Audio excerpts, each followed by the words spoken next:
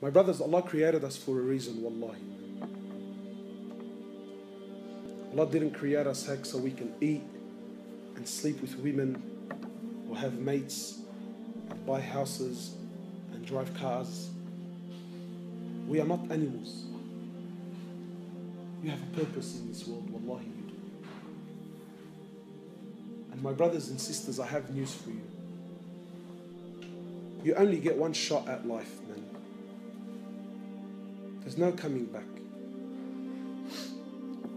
You only get one life, my brother. Stop wasting your life. Wake up. Make something of your life, man. Don't be another face in the crowd. Don't be another number. Be someone that contributes something to humanity. Be someone that makes a difference. You know, my brothers, I ask myself sometimes, and I want to ask you something. Don't you want to be with the Prophet of Allah on the Day of Judgment? Really? Sallallahu. Don't you want to be with the Sahaba? You think you're going to be with them with the life you're living? Do you think it's fair? Do you think it's fair that you are on the same level of Jannah as those men who gave up what they gave up with the life that you lived in this world? Do you think that's fair? Wallahi, it's not. My brothers, Allah Azza wa Jal has created us for a purpose. To know Him, to love Him, to worship Him, to come back to Him. And I'm sure, my brothers, now you're thinking, Allahu Akbar, man, I've heard so much. Make a move, man. Make a move. Stop delaying. Stop delaying. Come back to Allah. Come back to the masjid. Come back to the Qur'an. Come back to the salah. Come. Start. Start. Allah's waiting for you. Allah is waiting for you eagerly. Make something of your life, my brothers. You know, Wallahi, the brothers were showing me what they do in Syria and that. I thought, Allahu Akbar, man. Imagine you're someone who made a difference in the world.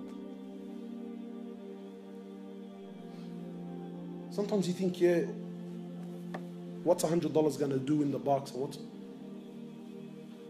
But sometimes you put money in the box and that money goes to buy a package, or it goes to buy some food, or it goes to buy a blanket.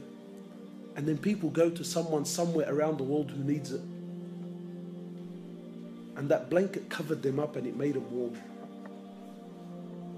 But you contributed to humanity, man. Imagine you're someone who goes out and calls people back to Allah. Imagine you're someone who puts the love of Allah back in people's hearts.